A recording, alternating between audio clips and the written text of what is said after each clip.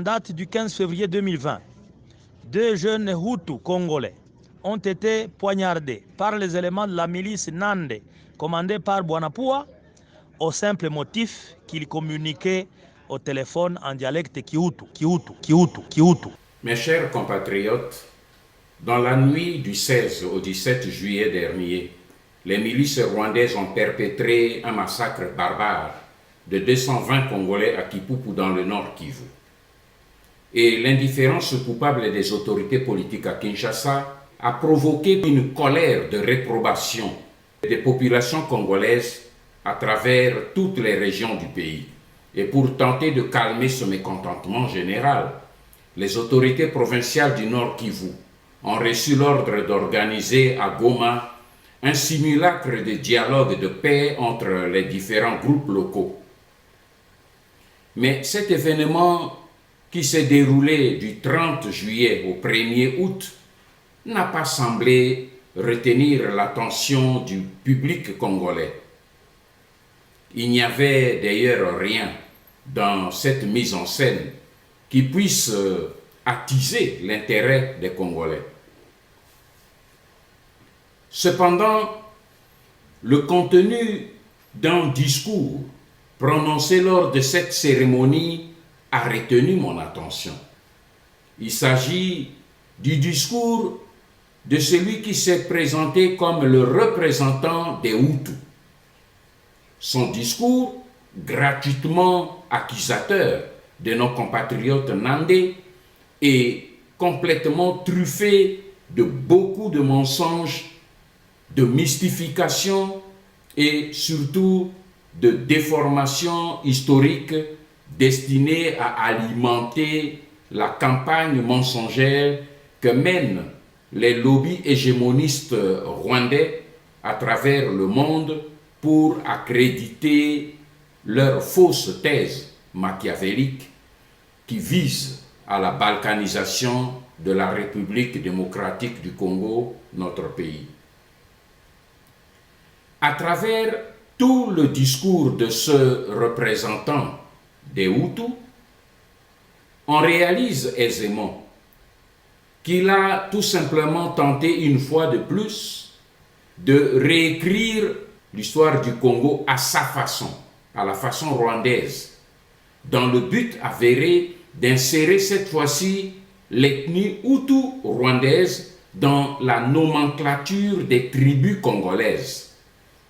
Et il a voulu surtout substituer cette ethnie Hutu par le vocable de communauté, un terme qui est inapproprié pour qualifier des Congolais d'origine à l'intérieur même de leur propre territoire national.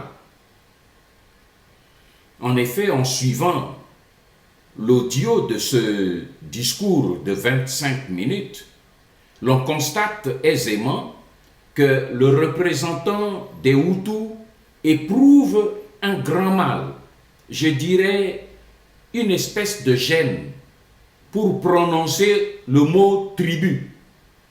Ce terme qui est officiellement reconnu dans la terminologie administrative des colonisateurs belges depuis la fin de la conférence de Berlin, le 26 février 1885. Et cette terminologie administrative a été maintenue par l'État congolais après l'indépendance, et cela jusqu'à ce jour. Mais bien plus grave, j'ai lu à la page 3, parce que j'ai lu et j'ai écouté la bande, à la page 3 infra de ce discours, quelque chose de totalement insolite à première vue, mais qui, à la longue, si nous n'y prenons garde, risque de s'avérer très pernicieux et très nuisible pour les populations autochtones congolaises du Kivu en général. De quoi s'agit-il? Le représentant des Hutus a délibérément et avec même une pointe de provocation parlait d'un étrange dialecte, un dialecte congolais qu'il appelle le Kihutu. Or, il est connu de toute la planète Terre que les Hutus sont plutôt l'une des branches des groupes linguistiques bantous, dont la langue est le Kinyarwanda ou le Kirundi, selon qu'ils sont des Rwandais ou des Burundais. Le Hutu est une des deux langues principales des ethnies, outre le Tutsi, de ces deux pays que je viens de citer, le Rwanda et le Burundi. Mais le Hutu n'est pas une langue ni un dialecte. Qu'on arrête de prendre des gens comme des idiots. Mais comme on le voit, après l'échec qu'ils ont rencontré avec l'utilisation du néologisme de Banyamulenge, parce que nous l'avons combattu, ce néologisme qui a été inventé par Gisaro Muoza dans les années 1976. Les Rwandais tentent aujourd'hui d'inventer un nouveau néologisme, le Kihutu, pour tenter toujours de légitimer leur fraude. Alors là, je me pose quelques questions. S'il est vrai que ces Banyarwanda se considèrent sincèrement dans leur cœur comme étant des Congolais d'origine, pourquoi ont-ils besoin de recourir aux nombreux mensonges Webe et pourquoi doivent-ils inventer chaque fois des néologismes pour tenter de prouver leur congolité? Pourquoi? Je me pose aussi la question pourquoi ils ne se contentent pas d'arrêter le débat en nous présentant simplement les documents des archives administratives coloniales belges. Les archives qui contiennent d'ailleurs la liste de toutes les tribus recensées du Congo depuis la création de l'État du Congo en 1885, date qu'eux, ils aiment souvent prendre comme référence. Et le silence du gouvernement belge qui s'abstient de donner sa position malgré nos demandes insistantes nous renvoie aux vaines tentatives de la colonisation belge à vouloir faire des immigrés rwandais des citoyens congolais par la force. Nous avons des références et on en parlera. Enfin, ce que je retiens aussi de ce discours, c'est l'acharnement avec lequel l'auteur, l'orateur, se livre pour diaboliser systématiquement les Nandés. Les Nandés qu'il désigne sans nuance comme étant les principales sources de tous les troubles et les conflits multiformes qui les opposent aux migrants Hutus rwandais dans la province du Nord Kivu. Et comme s'il voulait certainement enfoncer le clou bien plus profond, l'orateur accuse péremptoirement les Nandés de xénophobie et de discrimination contre les Hutus, sans preuve.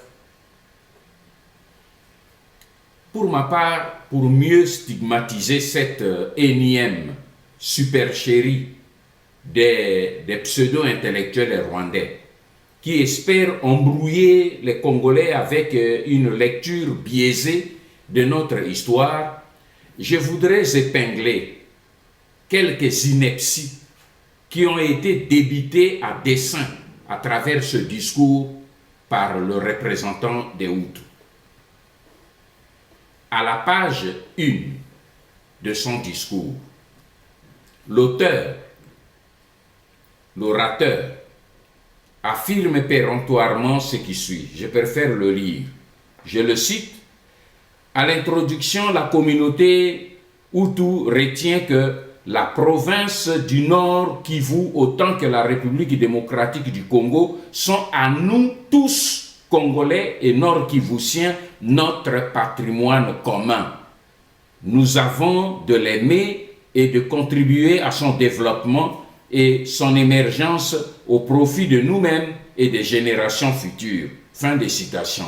Et il poursuit son discours en ces termes, rappel de la présence de la communauté Hutu en RDC.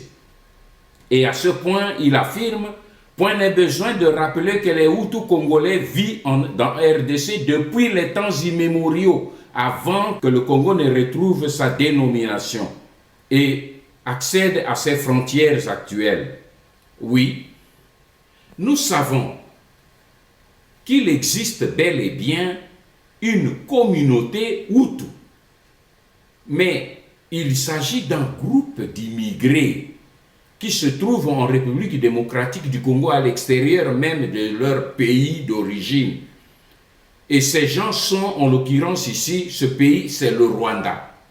En effet, comme la communauté Hutu, la communauté des Tutsis rwandais est effectivement constituée des citoyens rwandais qui ont refusé de se faire naturaliser congolais selon nos lois, car leur constitution dit qu'on est né rwandais et on reste rwandais durant toute la vie. Donc ils ont choisi de vivre selon leur constitution. Mais par conséquent, ils ne sont jamais devenus des citoyens congolais, et la province du Nord Kivu, autant que la République démocratique du Congo, ne sont pas leur patrimoine commun avec les Congolais d'origine, parce qu'ils ne sont jamais devenus congolais. Les Hutus et les Tutsis ne sont pas au Congo depuis le temps immémoriaux. Cela est faux, comme prétendent les Banyarwanda. C'est faux. L'histoire nous enseigne que lors des différentes vagues des migrations bantoues de la région de Nok, c'est à l'actuel Nigeria, suite à la désertification du Sahara vers le sud du continent africain, les populations Hutus avaient pris la direction, avaient immigré vers l'est de l'Afrique avant de s'installer et de descendre et de s'installer dans les espaces géographiques que nous appelons aujourd'hui le Rwanda et le Burundi.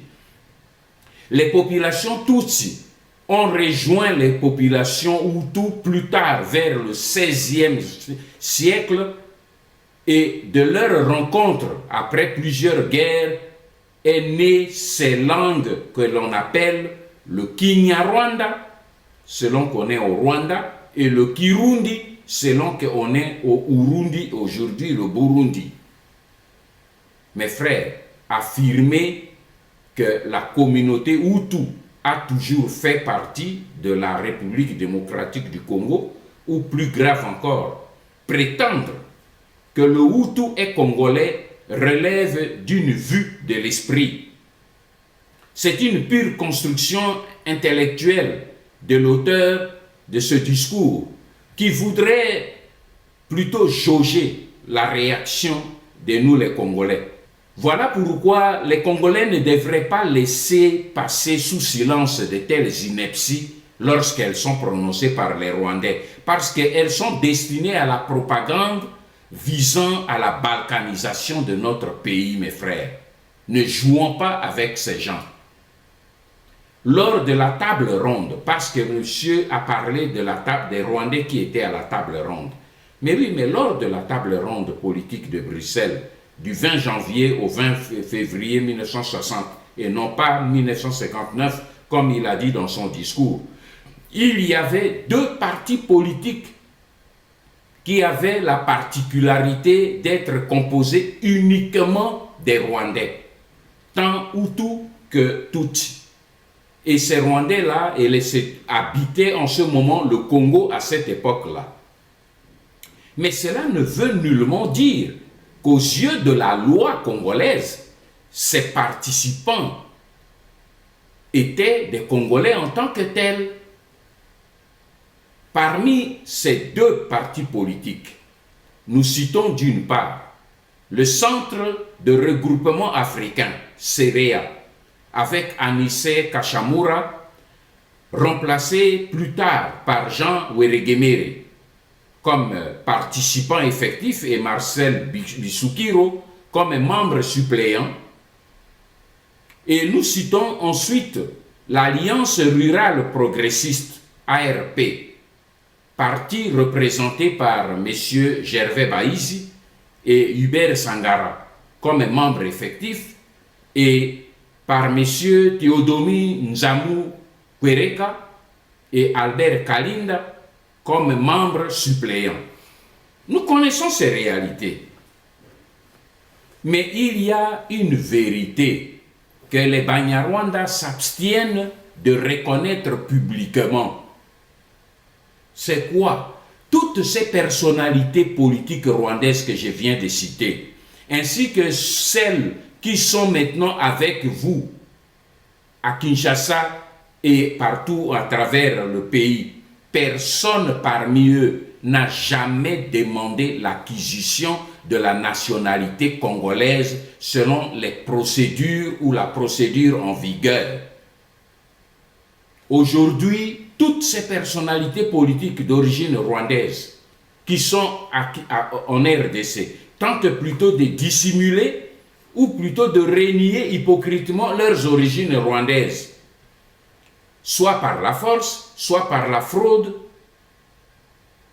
pour se faire passer pour des Congolais. Mais le but final de ces manœuvres, c'est quoi?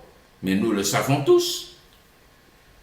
C'est de résoudre l'éternelle énigme de l'exiguïté territoriale du Rwanda et son taux de natalité qui galope parmi les plus élevés au monde aujourd'hui. C'est ça le problème qu'ils ont, mais qu'ils le règlent chez eux. Pas en essayant de nous arracher nos terres. Mais malheureusement, pour tous ces Rwandais, il y a eu ce que moi j'appelle le coup de poker de Barthélemy Bisengimana, qui a anéanti toute leur stratégie. Je vais vous expliquer pourquoi. En profitant de sa position stratégique de directeur de cabinet et en faisant signer au président Mobutu la loi numéro 1972/002 du 5 janvier 1972, octroyant une naturalisation collective à tous les Banyarwanda résidant au Zaïre, eh bien, Barthélemy Bisengimana a apporté une preuve irréfragable que toute cette communauté de Banyarwanda n'avait pas, aux yeux de la loi congolaise, la nationalité congolaise. Et le fait que toute la communauté de Banyarwanda se soit levée comme un seul homme pour protester vigoureusement lorsqu'on a pris la décision qui a abrogé cette ordonnance-loi et l'a remplacée par la loi numéro 81002 du 29 juin 1981, eh bien, cette réaction de tous les Banyarwanda, disais-je, a prouvé aussi que eux tous ont appuyé la démarche politico-juridique de leur compatriote Barthélemy Bisengimana. Donc, par conséquent, ils ont tous reconnu qu'ils ne sont pas des Congolais d'origine. Autrement, ils allaient simplement rejeter la loi Bisengimana pour dire que ça ne leur concernait pas parce qu'ils étaient déjà des Congolais depuis des temps immémoriaux, ce qui n'a pas été le cas. C'est si simple. Donc, Barthélemy Bisengimana a clos le débat. Mais, s'agissant de leur version sur l'immigration des Tutsis et Hutus rwandais, l'auteur du discours a pris ici volontairement la tangente en faisant un raccourci. Il a en effet délibérément évité de spécifier que c'est l'administration coloniale belge qui a créé en 1937 la mission d'immigration des Banyarwanda, MIB, qui avait comme objectif, d'une part, d'organiser les migrations des populations du Rwanda et d'autre part, de créer une circonscription rwandaise dans des secteurs dépeuplés de la zone de Massissi.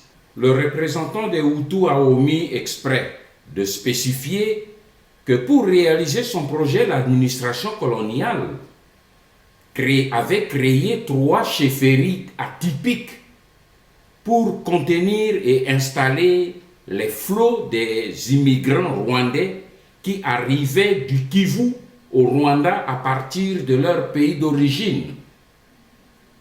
Ils avaient ainsi créé la chefferie de Bwisha, dans le sud du Rutshuru, la chefferie de l'enclave de Gishari dans le Massissi et la chefferie de Houndé de Bunkumu au nord de Goma. Ces 3 chefferies ont été créées ex nihilo par les Belges pour les Rwandais. Et l'auteur du discours a omis exprès de préciser que ces chefferies atypiques créées par les Belges pour les Rwandais avaient été ensuite supprimées 20 ans après, en 1957, par le pouvoir colonial à la suite des conflits de tout genre entre les autochtones congolais qui refusaient ces 3 chefferies qui les contestaient et les migrants rwandais communément appelés les Banyarwanda à cette époque. Donc les Congolais s'étaient déjà levés contre cette supercherie. Nous constatons par ailleurs que ce représentant des Hutus aux assises de Goma a cité plusieurs fois avec beaucoup de vénération le nom du Mwami Daniel Ndeze. Il l'a présenté comme un grand chef coutumier des Hutus dans le Rutshuru. Mais ce qu'il a omis sciemment de souligner, c'est que ce Mwami Ndeze fut un usurpateur. Parce que le pouvoir colonial en 1919 avait allègrement violé toutes les pratiques ancestrales congolaises qui avaient été d'ailleurs érigées en procédure administrative dans ce domaine. Le pouvoir colonial avait donc expressément violé ces principes administratifs en nommant arbitrairement en juin 1919 le Hutu Daniel Ndeze comme Mwami et en l'investissant officiellement le 1er janvier 1920 en lieu et place du vrai chef traditionnel congolais Bikamira que les Belges ont chassé et déporté loin de Rutshuru. Ce chef coutumier congolais n'est plus jamais revenu de son exil. Voilà ce qui explique pour moi l'embarras qu'ont les autorités politiques belges à prendre clairement position pour dire la vérité dans cette affaire. Mais je voudrais simplement qu'on arrête, que nos frères Banyarwanda arrêtent de débiter des inepties chaque fois qu'ils sortent en public, comme s'ils pensent que tous les Congolais étaient des illettrés. Nous connaissons l'histoire de notre pays et nous ne leur laisserons pas faire aussi facilement. Ça ne se passera pas comme ça.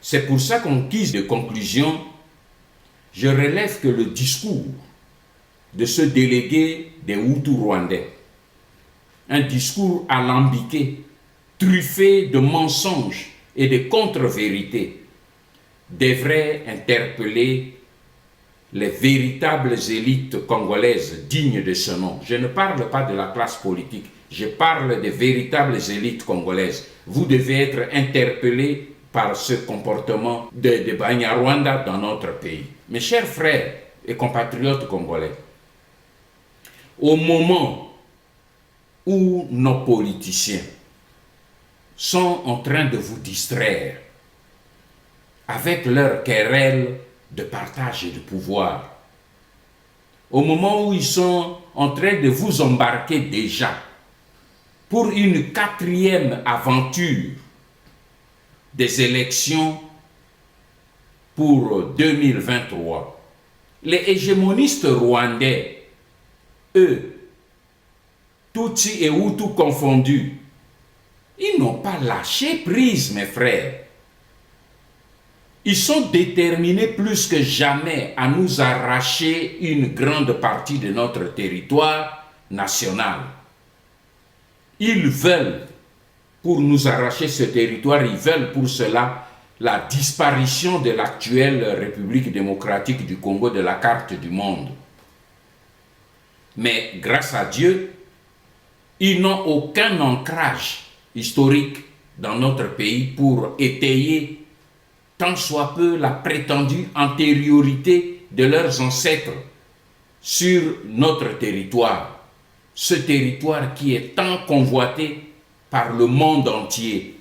Et c'est là notre malheur, nos richesses et l'espace que nous avons. Nous sommes la réserve du monde. Cependant, mes chers compatriotes congolais, ne nous faisons pas d'illusions. Ne nous faisons pas d'illusions, mes frères. Les Rwandais ont décidé, et j'en suis certain, de nous mener une guerre d'usure, tant sur le plan intellectuel que sur le plan politique, diplomatique et militaire. Ils veulent nous mener une guerre d'usure. Ils sont en train de guetter la moindre petite faille et la moindre faiblesse de la part de l'élite résistante de la République démocratique du Congo. Je parle de l'élite résistante parce qu'elle constitue aujourd'hui le dernier rempart et l'unique bouclier protecteur de la nation congolaise. Voilà pourquoi je salue ici patriotiquement le courage de nombreux jeunes Congolais que je vois à Kinshasa se lever à l'intérieur du pays pour gonfler le rang de la résistance congolaise, adopter le discours de la résistance afin de bouter dehors les assaillants et les occupants de notre pays et de libérer la République démocratique du Congo, notre pays. Bravo mes chers enfants. Allez de l'avant, n'ayez pas peur.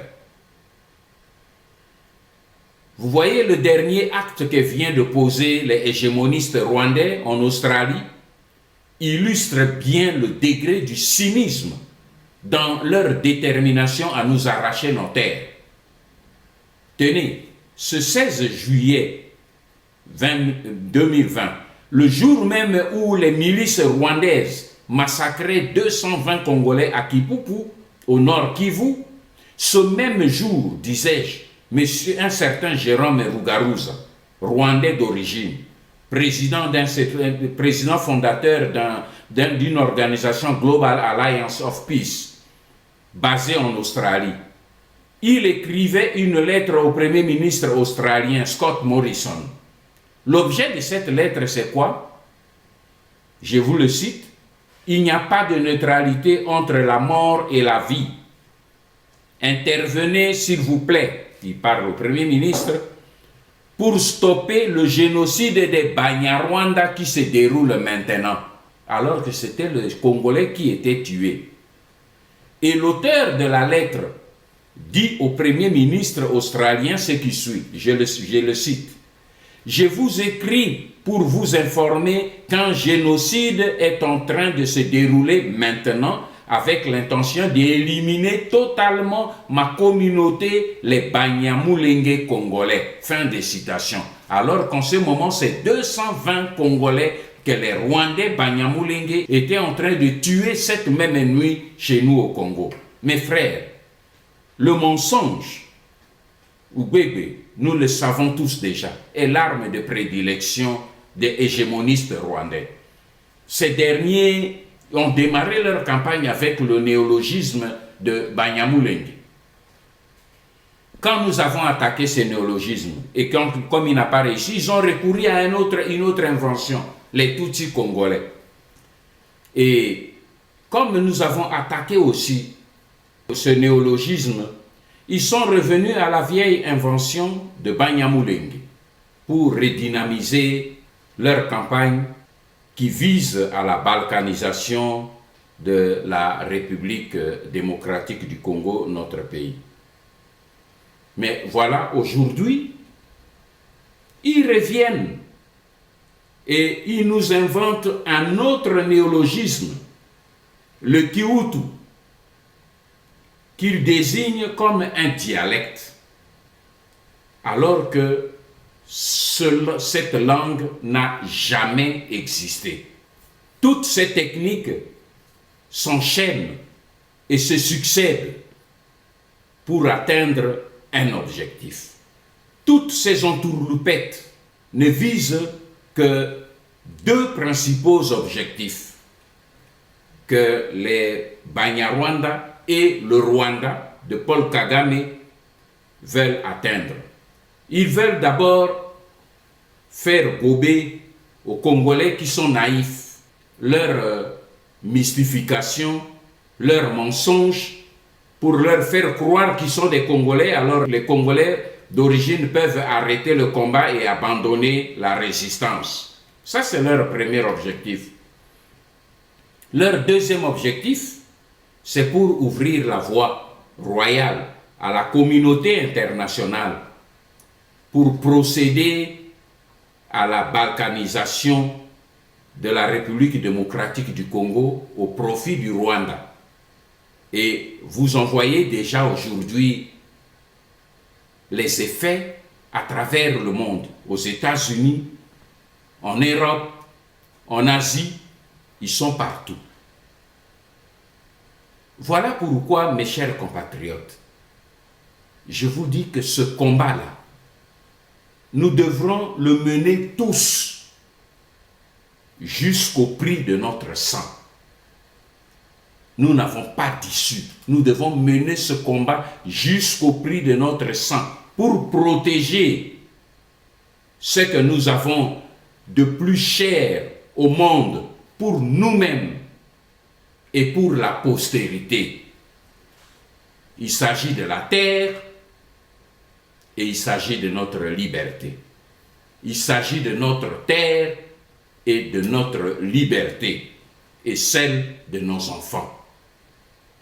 Réfléchissons-y bien, mes frères, car il y va de notre avenir. Que Dieu bénisse la République démocratique du Congo et son peuple. Ingeto.